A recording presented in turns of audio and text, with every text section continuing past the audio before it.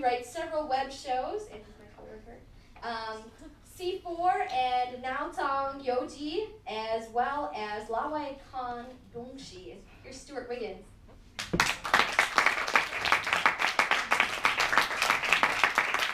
Maybe the Chinese was perfect there.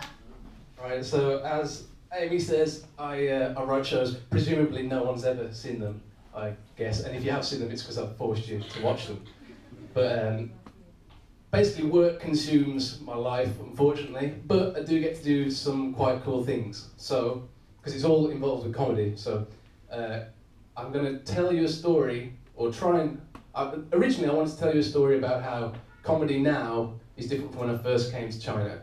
When I first came, it was Da Shan, if you can call him funny, and there was Zhao Benshan and his Xiangshuang. And to be honest, that's still the case. If you watch Trunjie, there's still Zhao Benshan and Da Shan. So anyway, but now there's also like a vibrant internet side of the whole comedy scene, and it's really, really dirty and smutty. That's what's happened to Chinese comedy. So I wanted to tell you this by detailing how I got involved with some of this smutty comedy. The Da Peng Double De show asked me to write some sketches for them. Now, if you don't know Da Peng, he's Jian Bing Man. He's like the biggest sketch comedian here. Also, his level of intellect is quite low, and his humour is not on the scale. So, I wrote some sketches, sent them off. They said, okay, come in for a production meeting. Went to the production meeting, they said, love your sketches, brilliant. But for the first one, we're going to give you the theme. Hope you don't mind. I said, I don't mind, that's okay. You know, you get like millions of people watching, I'll do anything. What's the theme? Wanking. I was like, wanking? Masturbating. He goes, yeah, wanking, masturbating. Specifically, we need you to be a wank addict. It's like, oh.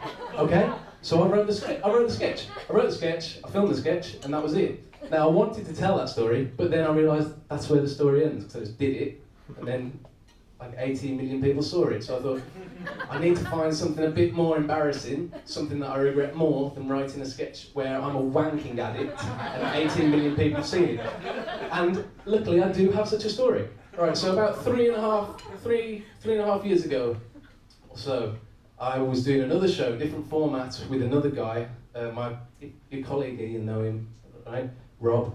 He's since left. Now, we used to do a two-man show. It was bollocks. Right? It was 10 minutes of us talking and chatting. Tao used to put it on his website. He quickly stopped putting it on his website. And then the viewing figures went up. That was weird, Tao. Anyway, so we did this show, and viewing figures were okay, but we needed something to, you know, give us a bit of oomph. So our producer, Wu Tong, who's here tonight, she suggested that we try and make a viral video. So we did a parody version of a song which will remain nameless, where we dressed up as pandas for several scenes and just acted like dicks to Zhuyuan. And it went viral, and was like, that's great. So more people saw the show. They saw that video, they didn't see the show. But anyway, so yeah, we reached our goal, we thought we did. A week later, my producer gets a phone call from someone from Shanghai. It's also a television producer. He says, saw your music video, brilliant, loved it. We want those two to come down to Shanghai and be on a show called 中国达人秀, which is China's Got Talent. And I heard that, I was like, oh shit, no, definitely not. China's Got Talent's crap. We cannot go on it. We'll just look stupid. And my producer said, no, listen, she said that you can promote your own show on there, you'll get some guaranteed airtime. You know, that's good, you know, millions of people see it. And they need an international face, and they'll give you some dancers, and they want to look more international themselves. So we help them, and they help us, that kind of thing. I was like, China's Got Talent, still not that great. The other guy who I worked with, he had a obsession with becoming famous for whatever purpose, right? For work, and if he could have just got naked and become famous, he would have done it. So he was all for doing this show. So I was like, okay. So I relented.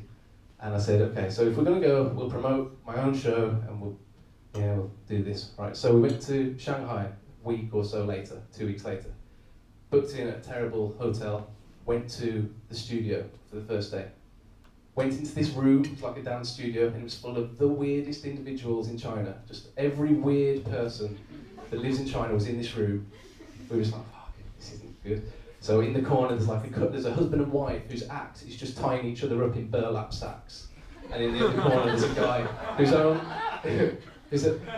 alright, and they would try and escape, but it wouldn't work all the time. So I don't know how it went in front of the judges. And there was another guy in the corner whose only discernible skill was looking like Psy, the Korean pop star. He was just a fat guy wearing a pink jacket. So we saw this production assistant walk around the room, go to everyone. She made her way around to us. She said, "All right, guys," this was all in Chinese. "All right, guys, I saw your video. Loved it. Brilliant. What are you going to do tomorrow?" Hold on. You asked us here. We assume that you're going to help us. We don't know what the fuck we're doing. You're going to help us, and then you help us. We help you. No, we haven't planned anything. So, what you got planned tomorrow? I said nothing. She went, okay. And another question. Can you both speak Chinese? I said, well, I can speak a little bit. The other guy can't speak anything. She said, he can't speak anything? I said, nothing. I said, brilliant. She left. That's it. The penny's dropped. I know what's happening now. They've brought us along. I should have known originally. They brought us along just to be those dumb foreigners on the TV. So went back to the hotel, sat down with my two colleagues, my producer and this other guy, and said, guys, look, we can't do this. They're going to make us look stupid. We're just going to be a laughing stock. I think we should leave. And in my infinite wisdom, I assumed my colleagues would go, yes, Stu, you're right. Let's go. They said, no, let's get a dance routine together. I was like, fuck. Right, so we stayed up till 3 o'clock in the morning doing a dance routine. We went to the studios at 7 o'clock the next morning. Went to the studios, had a few meetings about, I don't know, fire and safety or whatever. And then we went to wardrobe. Went into wardrobe. Now remember the music video originally, it was involving pandas. So went into wardrobe. They said, what are you going to wear? I said, well, suits, black and white tie, panda suits. Looks smart. And yeah, that's good, smart. Not funny though. Tell you what is funny. Giant bear paws. I was like, giant bear? Yeah. With claws on the end? No, it's not funny. I'm not going to wear them. She went, you've got to wear them. I'm not going to wear them. She went, if you don't wear them, you can't be on TV. And she turned around as if she'd won. I was like, fuck, well, I don't want to be on TV, so fuck this. I took that opportunity, I was like, I'm definitely not wearing them, and I don't care if I'm going to be on TV at all. Just started to walk out. And she realised that I'd obviously won, or called her bluff. She went, it's okay, you don't have to wear them, just the suits are good, suits are funny. See you later, good luck. I was like, okay. So that was like a Pyrrhic victory as I walked back to what was then going to be a holding cell where we would wait the whole day. So we arrived at 7:30 in the morning, went to wardrobe, went to this holding room, and we were there till 7 p.m. at night because we were the last act. Obviously they want the stupid fucking foreigners on at the end to give everyone a boost. So throughout the day I'm feeling more and more regret and more embarrassment as the dregs of society are just walking past with their burlap sacks. And anyway, it comes to the time where we get asked to go to the backstage, to like the gorilla position. So go backstage and I see like a stage supervisor, so I go to the stage supervisor, I say, I know we're going on now, but I just need some reassurances from you. So I can go out there and I can promote my show, right? She said, yeah, you can promote your show. I was like, okay, so I can say the name of the show? She said, yeah, you say the name of the show, it's fine. Are you not going to cut it? No, probably not. I said, hold on, you're definitely not going to cut it, right? She said, oh, definitely not going to cut it. Okay, right. And just one more question. Just, I don't think we're going to go through, but there's no way we are actually going to go through to the next round, right? So I said, don't worry about it. You only go through if you're good. I was like, yeah, I know that. I know that's how it's supposed to work. But I know why we're here. So there's a good chance they might put us through. Just no, don't worry. Only if you're good. I was like, yeah, come on. We're definitely not going through, right? She went, definitely not. Right, out you go. So we walk out onto this X. It's really weird being there on the stage, and there's these 4 judges. And one of the judges is Wang Weizhong, who's like a comedy director, so that was embarrassing, first off the bat. And then another guy is Liu Ye, who played Chairman Mao in the great revival of, the most popular Chinese movie ever, apparently.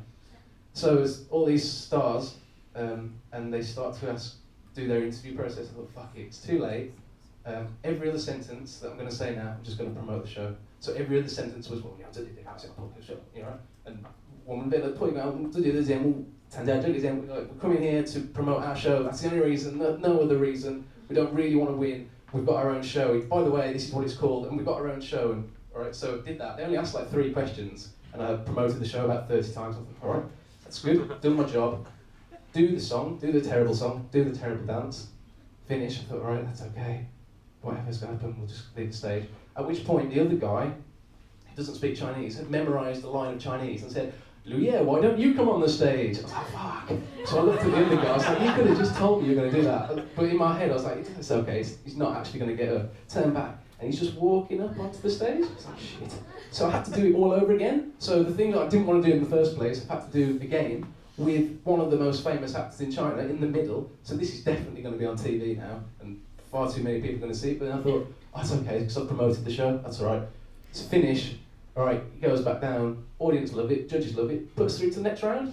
Fuck! That wasn't supposed to happen. I was like, that doesn't matter. Well, anyway, I walked off the stage, made a beeline for this production assistant or production supervisor. I said, I thought I asked you, I said, you definitely were going to put us through. He said, oh no, I didn't think they were going to put you through either. I was like, well, it's no point in me just a liar then. So I was like, but it doesn't matter, I've promoted the show. It's definitely going to be on the TV show. It's the main segment or whatever. Did my job. So I had no intention to go to the next round of this talent contest. Go back to Beijing, week or so later, watching TV, watching this show. They've got every mention of the show. They've got every mention of me trying to shamelessly self-promote. And then obviously they put us through to the next round. And the worst thing is that as I walk off the stage, they've done some clever editing where they had filmed me yawning, but cut the yawn, and then so it just looks like I'm crying. So I walk off the stage and I look overjoyed. So, well, that's ridiculous. So now I look like I really wanted to be there. And everyone who's ever asked me about it, any foreigners, just think, oh, there's that twat, he was on there, he was on that shit show. I was like, yeah, it was me. So my producer calls up this person in Shanghai and says, we had a deal, we had an informal deal, we were helping you and you were going to promote the show. I was like, well, yeah, that was the deal, but we needed to know that you do your part first, so we cut everything, but next time you could definitely promote the show. It's like, it's too late. So we just said no. We lost all credibility as a whatever we were doing then, and we slowly had to build that back up. So I wasted all that time, didn't promote the show. But today, I've used this story obviously to promote my show, and later on I will be hawking postcards with a QR code on that everyone must scan. All right? For telling this lovely little story. Okay.